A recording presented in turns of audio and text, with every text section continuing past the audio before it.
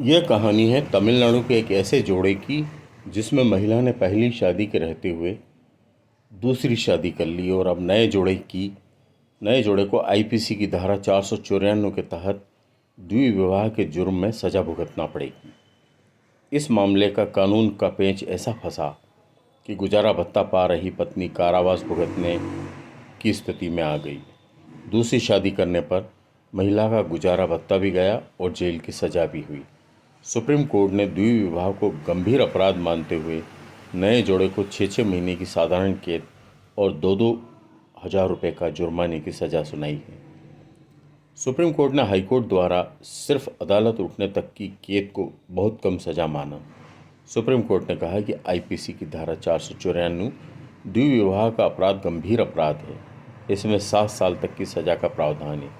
ऐसे में दोषी को अदालत उठने तक कैद की सज़ा दिया जाना बहुत कम दंड है। सुप्रीम कोर्ट ने कहा कि सज़ा अपराध की तुलना में और अपराध के समाज पर पड़ने वाले प्रभाव को देखते हुए दी जानी चाहिए।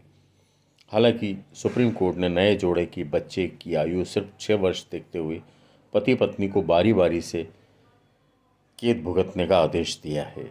पहले पति समर्पण करेगा और उसकी सज़ा पूरी होने के बाद पत्नी सज़ा भुगतेगी। आदेश कृष्णमूर्ति सीटी रवि कुमार और संजय कुमार की पीठ ने महिला के पहले पति की याचिका पर सुनाया है। इस मामले में पहले पति बाबा नटराजन प्रसाद ने मद्रास हाईकोर्ट के फैसले को सुप्रीम कोर्ट में चुनौती दी थी। हाईकोर्ट ने नए जोड़े को द्विविवाह का दोषी माना था और अदालत उठने तक के कैद की सजा दी थी। मामले के मुताबिक पहले पति की तलाक की अर्जी कोयम्बटूर की परिवार अदालत में लंबित थी और कोर्ट के आदेश पर महिला को 5,000 रुपये महीने का अंतरिम गुजारा भत्ता भी मिल रहा था। लेकिन तलाक से पहले ही महिला ने दूसरी शादी कर ली। पहले पति ने शादी टूटे बगैर दूसरी शादी करने पर अदालत का दरवाज़ा खटखटाया।